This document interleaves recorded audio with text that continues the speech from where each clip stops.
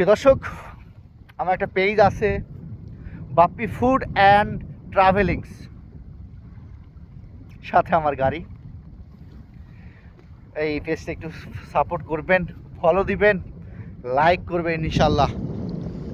এই ট্রাভেলিংস, Bappi food and ট্রাভেলিংস পেজটা আমার নতুন। আশা করছি আমার দিনক্ষণ কি হচ্ছে, কোথায় বেড়াচ্ছি, কি খাচ্ছি, কোথায় যাচ্ছি, সব কিছু তুলে ধরবো এই বাপ্পি ফুড অ্যান্ড ট্রাভেলিংসে ফেসবুক পেজ। এই যে দেখেন, তার একটু চিত্র। আমি এসেছি আজকে পদ্মা নদী, ওই পাশে দেখতে পাচ্ছেন, ওই পাশে কিন্তু আমাদের পাশের জেলা